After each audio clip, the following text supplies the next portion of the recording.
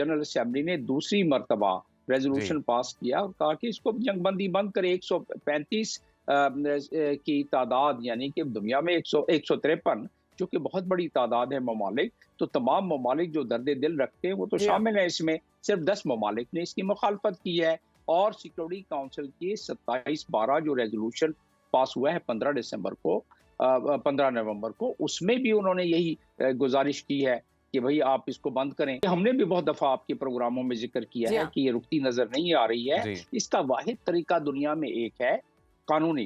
गैर कानूनी बहुत सारे तरीके हैं, कानूनी वाहिद तरीका ये है कि अक़वाम मुत्तहिदा को ये इतना प्रेशर पड़ जाए, जो कि कल जो बाइडन ने बयान दिया है कि अब दुनिया का वो तासुर चेंज होते जा रहा है इसराइल के बारे में, ठीक तो है। इसराइल को जरा ह्यूमैनिटेरियन लिहाज से भी सोचना चाहिए, लेकिन मना नहीं किया। कल ही उन्होंने इसको जनरल असेंबली में उसको नहीं, उसको वोट मुखालफत में दी है। साबिक सिफारतकार डॉक्टर जमील अहमद खान साहब इस वक्त सुनो पाकिस्तान का हिस्सा हैं। डॉक्टर जमील, बहुत शुक्रिया आपके वक्त का। सर, ये कहिएगा कि जो मौजूदा सूरत हाल है गजा में, उसके पेश नज़र आलमी तंजीमों की जानिब से ये खदशा जाहिर किया गया है कि कोई एपिडेमिक या पेंडेमिक जन्म ले सकता है।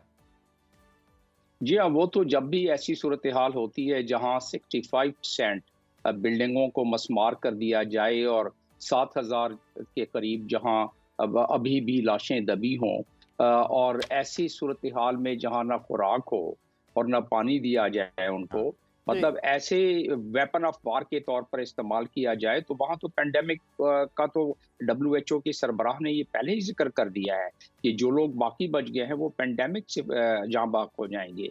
तो ये तो जुल्म और बर्बरियत, ये आओ पगा, जो दुनिया का सबसे बड़ा इदारा है यूनाइटेड नेशंस, वहाँ से ये आवाज़ें आ रही हैं। और फिर भी बेबसी का ये आलम है दुनिया अक़वाम के लिए कि वो कुछ कर ना पा रही है। जी। और इस कॉम्प्लेक्स सिचुएशन को मैं अगले 2 मिनट में या 1.5 मिनट में आपको मैं वाज़ेह कर देता हूँ। आप को वाज़ेह रहे कि ये कल भी जनरल असेंबली ने दूसरी मर्तबा जी। रेजोल्यूशन पास किया और कहा कि इसको जंगबंदी बंद करे। 135 की तादाद, यानी कि दुनिया में 153, जो कि बहुत बड़ी तादाद है ममालिक, तो तमाम ममालिक जो दर्द दिल रखते हैं वो तो जी हाँ। शामिल है इसमें। सिर्फ 10 ममालिक ने इसकी मुखालफत की है और सिक्योरिटी काउंसिल के 27-12 जो रेजोल्यूशन पास हुआ है 15 दिसंबर को, 15 नवंबर को, उसमें भी उन्होंने यही गुजारिश की है कि भाई आप इसको बंद करें। नहीं सुना गया। और सेक्रेटरी जनरल ने तो तीसरी मर्तबा तारीख में यूनाइटेड नेशंस की खत लिखा है सिक्योरिटी काउंसिल को, उनके प्रेसिडेंट को,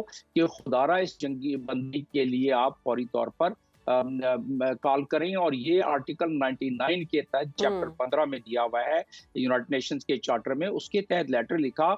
और उस लेटर में बड़ी उन्होंने दिल दहलाने वाली बातें की हैं कि कितने अफराद फौत हुए हैं, कितने यूनाइटेड नेशंस के 130 के करीब स्टाफ मेंबर्स को जहाँ बहक कर दिया गया है, कितने सारा नुकसान और क्या, और सारा उन्होंने बयान जी, किया है। बिल्कुल। सही। डॉक्टर जमील लेकिन साहब, उस ये भी कहिएगा रेजोल्यूशन सर कि भी जो हम नेतन्याहू का माइंडसेट देखते हैं, ताहाल जंग बंदी कहीं नज़र नहीं आती है। आपको क्या लगता है, ये ज़िनोफोबिक कोई माइंडसेट है या रिसोर्सेज़ की लालच है?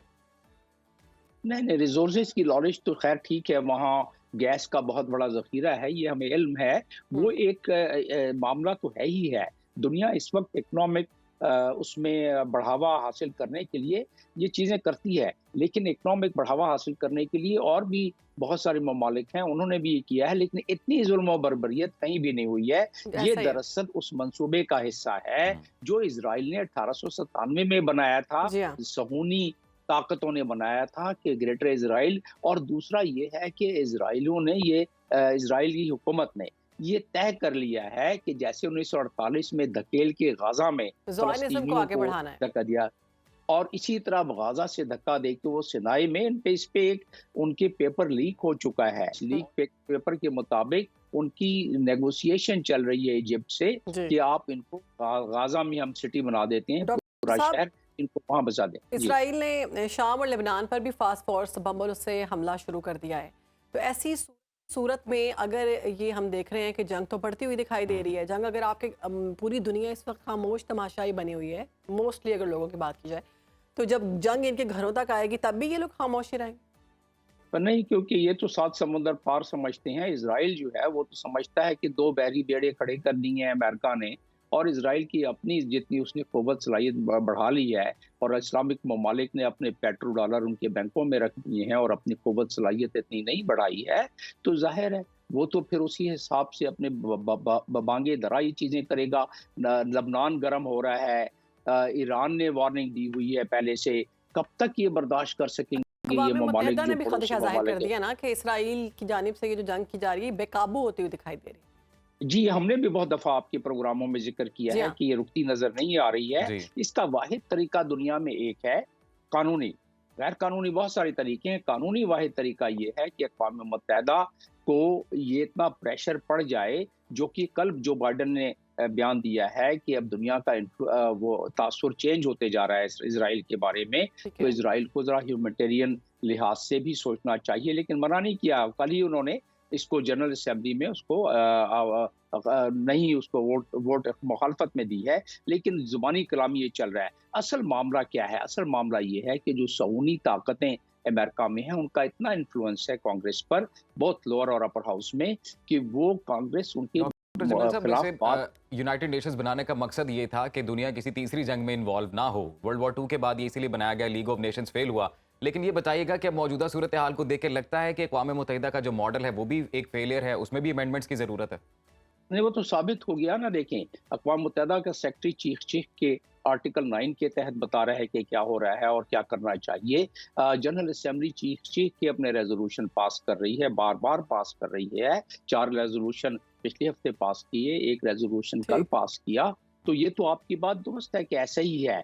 तो इसका मतलब ये हुआ कि जो हमारे जिनके दांत पहले निकाल दिए गए हैं, जो पड़ोसी ममालिक हैं इज़राइल के इर्द-गिर्द, उनको दांत निकालने के बाद अब उनके पास ताकत इतनी नहीं रही है कि उनके सामने खड़े हो सकें। लेकिन वो कम से कम अपनी फिजाओं को तो पाबंदी लगा सकते थे, अपने एयर स्पेस पे पाबंदी लगा सकते थे। वो ये करने के भी काबिल नहीं है। एक और चीज़ मैं बताता चलूँ कि कोई भी मेंबर कंट्री अक़वाम मुत्तहिदा का बार-बार सिक्योरिटी काउंसिल को लिख सकता है और सिक्योरिटी काउंसिल को बार-बार उस पे इजलास कायम करना होगा। कितनी दफ़ा वीटो होगा? कम से कम पूरी दुनिया का प्रेशर तो पड़ेगा ना।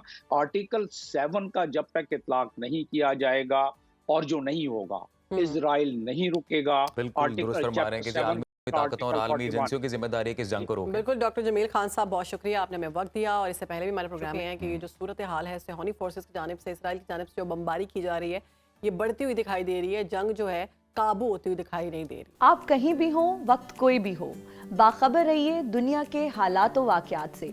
अभी सब्सक्राइब कीजिए सुनो न्यूज़ के यूट्यूब चैनल को और क्लिक करें बेल आइकन को, ताकि आप हमेशा बाखबर रह सकें।